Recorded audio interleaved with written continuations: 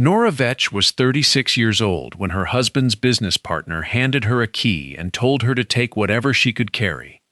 The key was to the old storage depot at the back of the atelier yard, a single-story stone building that had been used for overflow stock, broken equipment, and anything Daniel had not known what to do with in the 13 years they had operated the workshop together. Silas Greer held it out across the solicitor's table, with the particular confidence of a man who has prepared the ground carefully and knows it. Daniel had been dead for 3 weeks.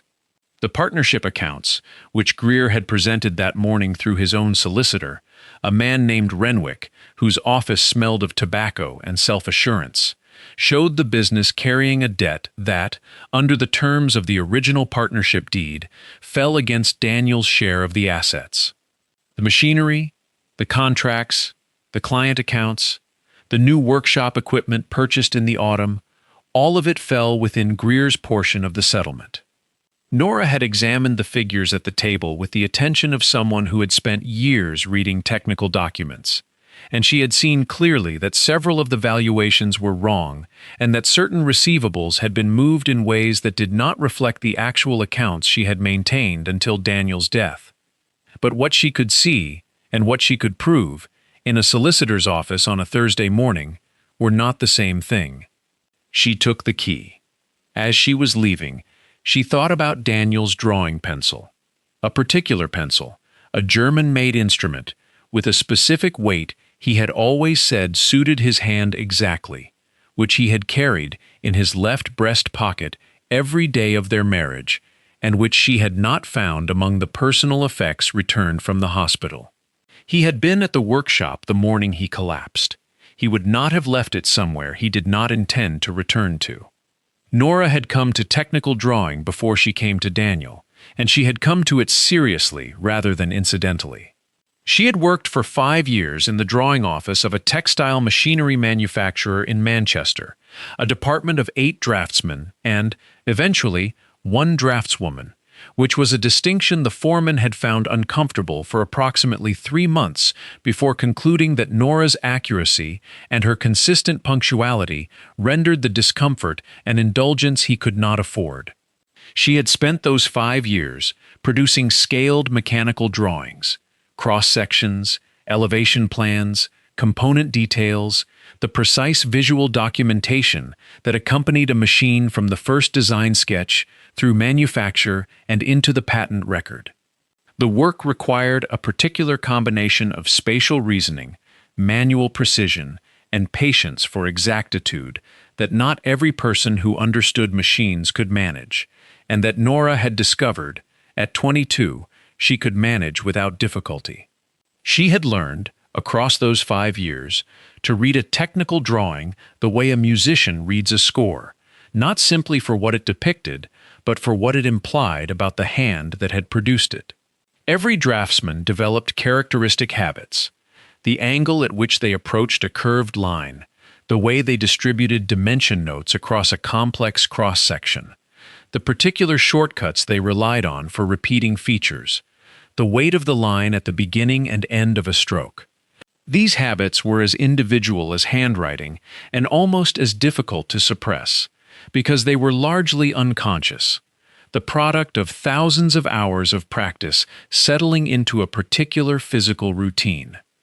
Nora had learned to identify them because identifying them had been professionally useful. In a drawing office where multiple people worked on the same document, it was important to know whose work needed checking and whose did not. She had met Daniel Vetch at a trade exhibition in 1847, where he had been demonstrating a lathe modification he had designed, and she had been attending with colleagues from the Manchester firm to examine a competing manufacturer's new gear system. They had argued pleasantly for 20 minutes about the relative merits of 2 different approaches to the same mechanical problem, and Daniel had asked if she would be willing to continue the argument over dinner, and she had said yes, and they had been married within the year. She had moved to Birmingham and had continued drawing for Daniel's workshop rather than the Manchester firm, which had been a smaller canvas but a more varied one. Daniel designed, and Nora drew his designs to the standard the patent office required. Exact proportions, correct cross-referencing, all dimensions clearly noted and consistently formatted. She knew his work as well as she knew her own, because in practical terms, they were the same work, divided between two people who had spent nearly a decade doing it together.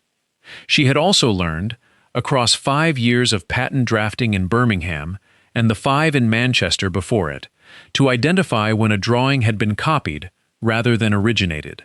A copied drawing inevitably carried the original draftsman's choices embedded within it.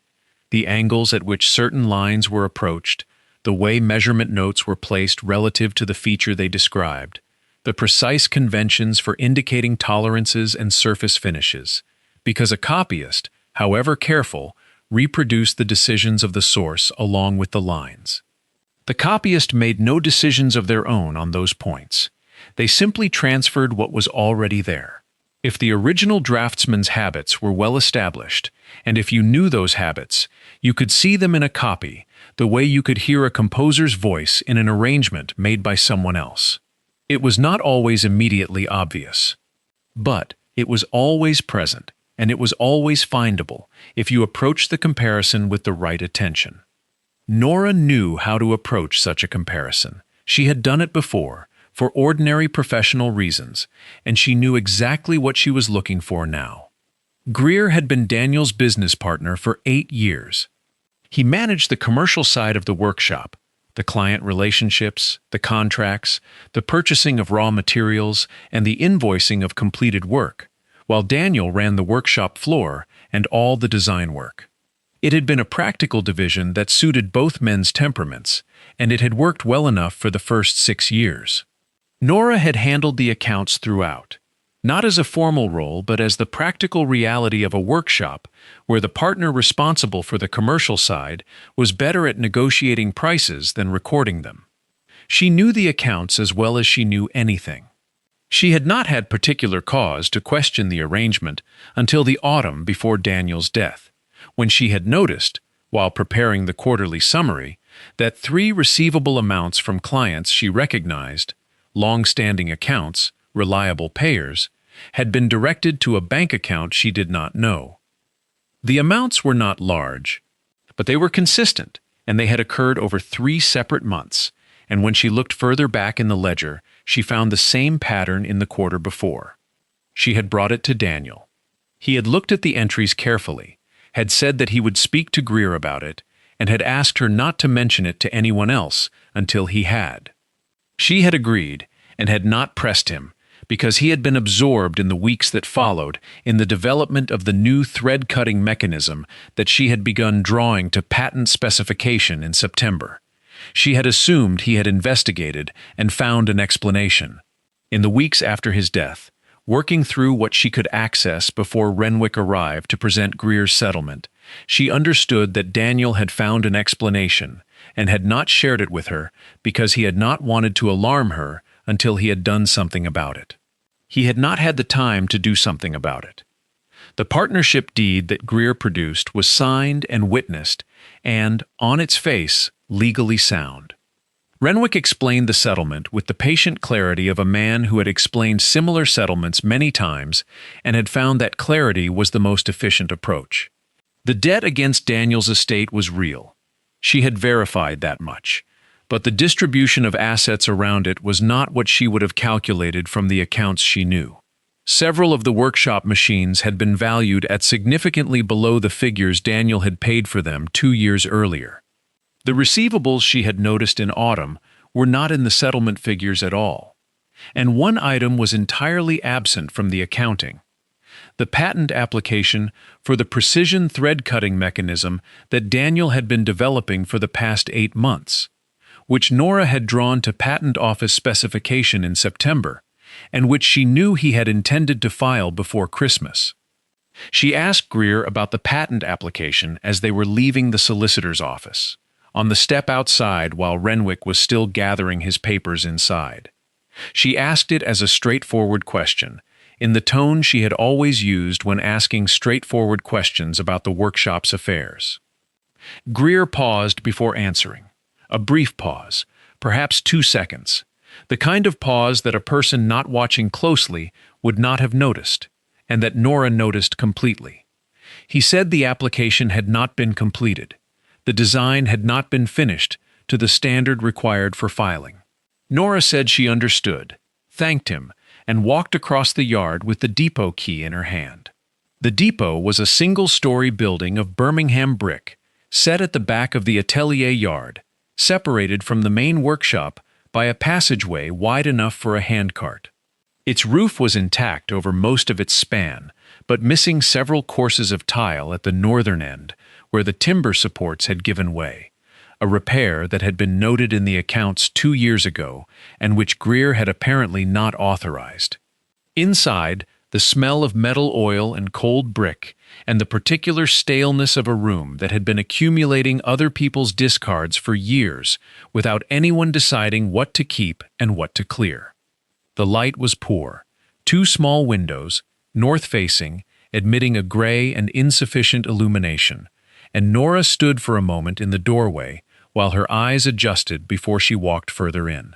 Along the left wall, a row of older tools arranged with the approximate tidiness of things that had been put there with some intention and then forgotten.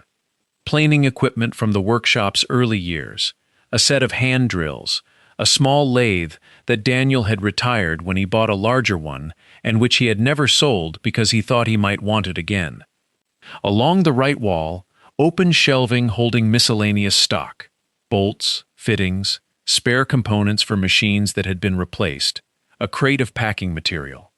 And at the back wall, arranged in a row more careful than anything else in the room, as though someone had placed them with a specific thought rather than simply stowing them out of the way, 6 drawing tables.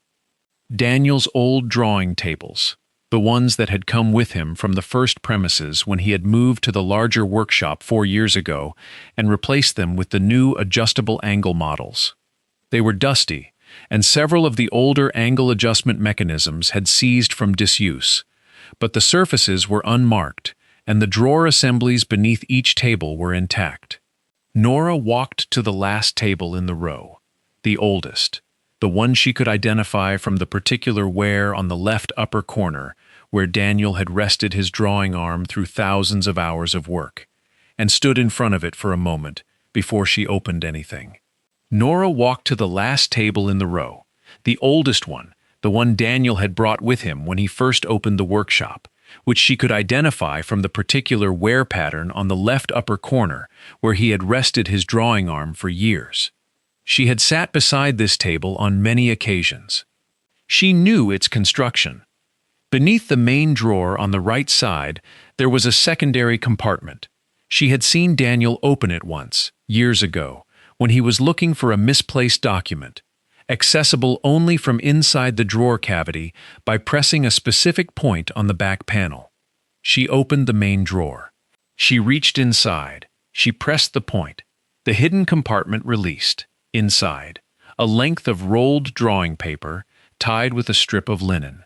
She lifted it out, carried it to the door where the light was better, untied the linen, and unrolled it on the depot floor with her knees on 2 corners to keep it flat.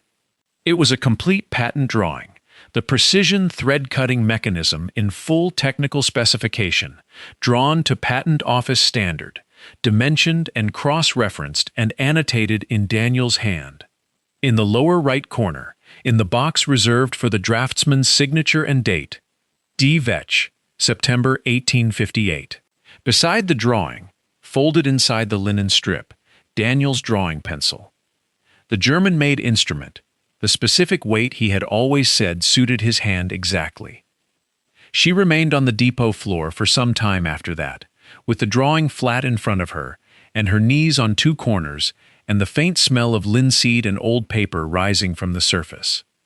Then she rolled it carefully, retied it with the linen strip, placed it back in the document case with Daniel's pencil beside it, and went to find the patent office records. The Birmingham office held only local records.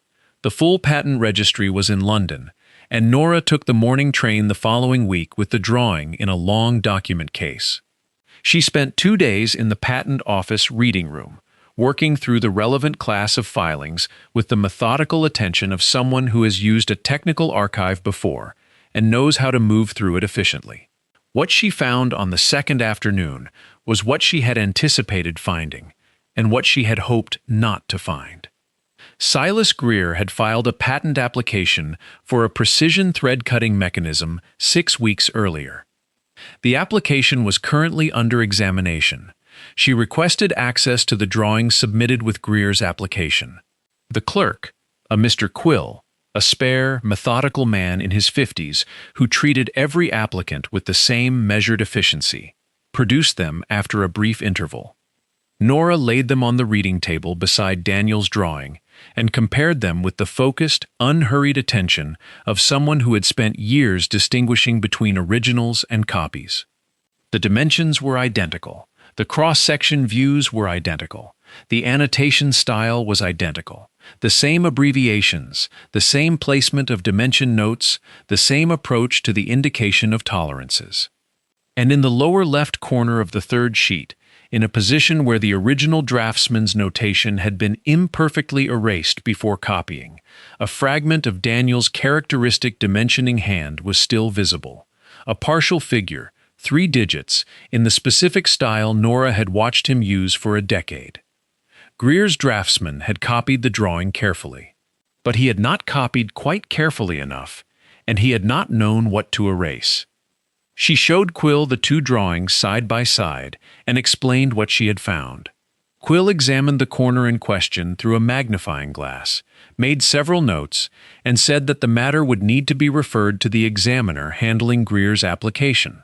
He also mentioned, with the measured calm of someone conveying information rather than taking sides, that Greer's application currently had a technical deficiency in the 7th sheet.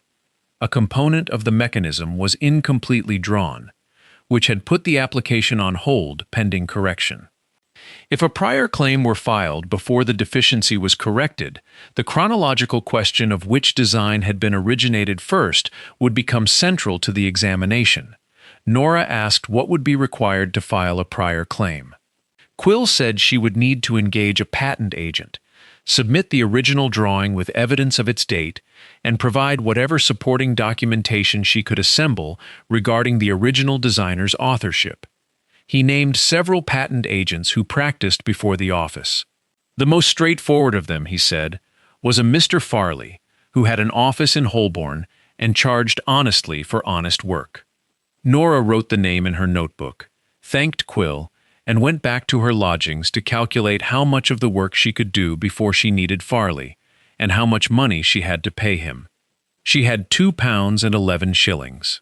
Farley's fee she established at a meeting the following morning, a meeting in which she set out the case with the same sequential clarity she had used for patent documentation, and in which Farley listened with the focused attention of someone assessing whether the evidence was as sound as the presentation, would be £4.10 in total, with £2 required before work began. She went back to her lodgings and sat with the account book for some time. Then she closed it and wrote 2 letters, one to Farley confirming their arrangement, and one to Miss Trent. Catherine Trent had been the senior draftswoman at the Manchester firm during Nora's 5 years there, the person who had checked her early work, corrected her patent office formatting, and told her at the end of her first year that she had a natural feel for mechanical proportion that was not common and should not go unused. Trent was living in Birmingham now, having moved to care for an elderly parent 2 years earlier, and she and Nora had maintained the occasional correspondence of 2 people who had worked alongside each other under pressure and who retained the specific mutual respect that such work produces. Nora's letter explained the situation in full. The original drawing, the prior claim, Greer's filing, the partial notation in the copied 3rd sheet, and the forgery argument that Greer's agent was almost certain to raise. She asked for a loan of £2 to be repaid from the first license income. And she mentioned one further thing she needed, not money, and not testimony, but something that could only come from the Manchester archive, and that, if it existed and could be retrieved, would answer the forgery argument more effectively than anything else available to her. Miss Trent arrived at Nora's lodgings 2 mornings later, in the cold, with £2 in an envelope and a document case under her arm. Inside the case, a drawing from the Manchester firm's archive, dated March 1849 and carrying both Nora's signature and the firm's official registration stamp. It was a complex gear train drawing produced for a patent application, 18 sheets, independently produced by Nora without supervision, demonstrating her drafting style in every particular across a large and varied technical document. Miss Trent had understood immediately what was needed and why. She had supervised Nora's work for 5 years. She had also examined Daniel's drawings at trade exhibitions and had corresponded with him once about a gear tolerance question. She knew both hands well enough to describe the differences in precise technical terms. And she knew that a forgery argument was best answered not by denying it, but by demonstrating, through a dated and authenticated document from an entirely separate source, that the two hands in question were technically and visually distinct in ways that could not be faked in retrospect because they had been established in a public archive 9 years before the dispute arose. Greer had learned of Nora's visit to the patent office before she returned to Birmingham. He sent a messenger with a letter that offered, in the careful language of a man who believes he is negotiating from strength, a share of the patent license income in exchange for Nora's withdrawal of any claim. The letter did not mention the copied drawing. Nora read it twice, placed it in her document case alongside Daniel's drawing and the Manchester archive piece, and did not reply. His solicitor followed 3 days later with a more formal communication. If Nora proceeded with the prior claim, Greer's legal team would argue that the drawing she had produced was not Daniel's original work, but a fabrication created after his death to support a false claim. The communication included a suggestion that Nora's own drafting expertise made her particularly capable of producing a convincing forgery, which she found, on reflection, the most revealing thing Greer's solicitor had said, since it indicated that Greer understood exactly what the drawing's provenance would prove if it were accepted as genuine. She brought everything to Farley: Daniel's drawing, the Manchester archive piece, the fragment of Daniel's notation visible in Greer's copied sheets, Quill's notes from the patent office reading room, and a written account of the prior claim's basis that she had prepared in the form she knew from 5 years of patent documentation, clear, sequential, each point supported by an identifiable piece of evidence. Farley read through the file with the steady attention of a man who has handled a great many patent disputes and who can tell within the first 20 minutes whether the evidence is sound. He said the prior claim was supportable. He said the forgery counter-argument was weak. The Manchester archive drawing demonstrated her individual hand clearly enough that any competent comparison would distinguish it from Daniel's, and the visible notation fragment in Greer's copy was the kind of evidence that was difficult to argue away. He named his fee. Nora gave him £2 of her own and 2 of Miss Trent's, and told him she would pay the remainder from the first license payment. Farley said that would do. The Patent Office examination hearing was held on a Tuesday morning in February, in a room on the upper floor of the building that smelled of India ink and coal smoke and the accumulated formality of many such proceedings.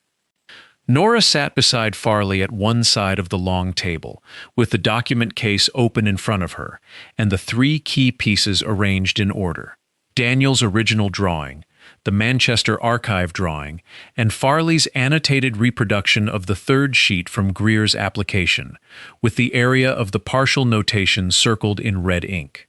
Greer sat across the table beside his own patent agent, a man named Hodder whose technical credentials were not in doubt and who had, in Nora's careful observation over the preceding minutes, the expression of someone who had reviewed the evidence more recently than his client and found it less persuasive. Greer himself looked at the table rather than at Nora. She did not find this surprising. The examiner was a compact, precise man named Whitfield, who had been in the patent office for 30 years and who conducted the hearing with the thorough economy of someone who understood that the question before him was technical rather than theatrical, and intended to treat it accordingly. He examined Daniel's drawing first, reading through the sheets in order before he asked any question, and then turned to Greer's application and read through that in the same methodical way. Then he placed the two sets of drawings side by side on the table and looked at them together. Farley presented the prior claim in the sequence Nora had assembled. The date on Daniel's original, September. The date of Greer's filing, November. The comparison of the two drawing sets, working through the dimensions and cross-sections, and annotation placements sheet by sheet, establishing the degree of correspondence that went beyond coincidence into reproduction. Then the third sheet, and the partially erased notation in the lower left corner, which Farley indicated with a pointer, while the examiner leaned over the magnifying glass he had produced from a drawer in his table. Whitfield spent some time at the glass. He asked Farley to leave the sheet with him and moved on. Hodder presented Greer's position. He argued that the date on Daniel's drawing was not independently verifiable, that Nora's documented expertise in patent drafting meant she was technically capable of producing a convincing document after Daniel's death, and that two designers working on the same mechanical problem from similar first principles might independently arrive at drawings with significant similarities. He did not address the partial notation directly. The examiner asked him, when he had finished, whether his submission included an explanation for the notation visible in the lower left corner of the third sheet. Hodder said the notation's origin was uncertain and that its significance was ambiguous.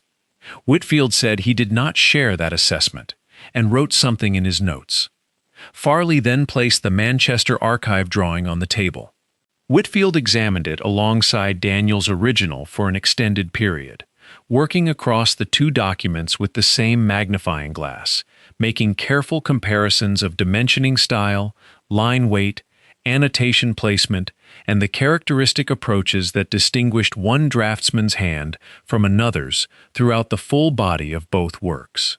He asked no questions during this examination. When he set the glass down, he made two final notes and said the examination was concluded.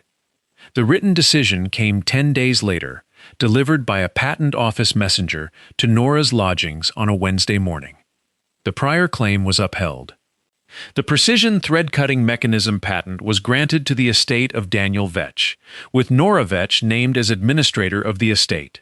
Greer's application was rejected on the grounds that the drawings submitted contained material reproduced from a prior design without attribution or acknowledgement.